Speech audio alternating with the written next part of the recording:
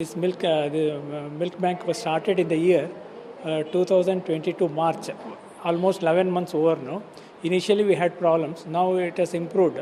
All mothers who are admitted here, for those mothers whose babies are admitted here, they donate milk and we collect milk from them and partially we give it back to them and partially we take milk from them. Before taking the milk, we do all the testing, both clinical as well as laboratory tests, mainly HIV, HbSAg and HPC. All these tests and VDRL, these tests are done. Then we collect the milk from the mother. Before getting that one, we take the consent of the mother for donating the milk. And we collect the milk and then we collect it in the refrigerator. Then we pasteurize that milk. After that, we send that milk for testing in our district health laboratory. Once it is certified that the milk is safe, then we keep it in one more refrigerator. Then it is being given to the babies, especially who are preterm, low birth weight.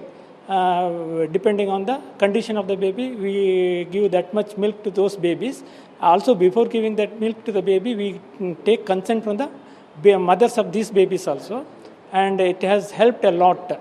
Actually, in our NICU, almost 1/3 of the babies, almost 20 to 30 babies will be there daily.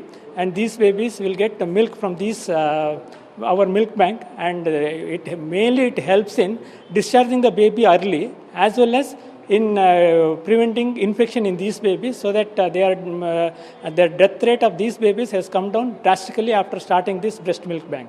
Mothers initially, when we started, they didn't know about the importance of this one. What we did was, our counselor was there, and the mothers who donated milk here, they only become counselors. They told other mothers it is the best way to best way to donate the milk to their babies as well as to other babies. So all of them actually, they themselves volunteered. Rather than we counseling them, they themselves volunteered and started giving milk. Initially we had very few mothers donating milk, first 2-3 months. Then nowadays we get plenty of mothers. All mothers who are admitted here, they come voluntarily and donate milk here. Regarding building up the immunity, we have to feed the baby with a complete food. So everybody of us, we know that the newborn, the complete food is none other than the human milk. So nowadays we are seeing, when there is a scarcity of the human milk for the baby, or when the baby is deprived of getting the milk from the mother of the same baby, we have to search an alternative in terms of an artificial food. When you compare the artificial food with the human milk, there is a hell and heaven difference. When the babies which are fed with the artificial feeds, they may not thrive as you expect or as we expect. But the babies which are fed with the human milk, definitely they will thrive to our expectation, and definitely it will reduce the infant mortality or the perinatal mortality rate. So with this view, we have come out with a very creative and innovative project that is called the Human Milk Bank. So Human Milk Bank was established in this institution 1 year back, that was to say in the month of March 2022. For the last 11 months or 1 year, it is doing very well in this serving these babies, or to save the lives of so many neonates or the infants. What I mean to say is, when the baby is born with the prematurity or the preterm, that's number one.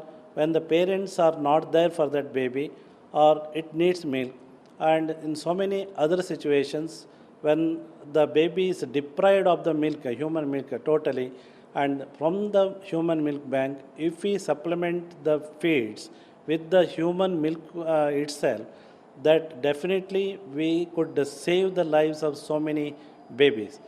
So if I have to narrate the statistics, so far nearly 68 preterm babies are saved by just giving or feeding the baby with the human milk itself. So till this day, if I had to quote, nearly 3,000 mothers, they have donated milk to this milk bank, and right now we have nearly 9 liters of the milk which is stored here.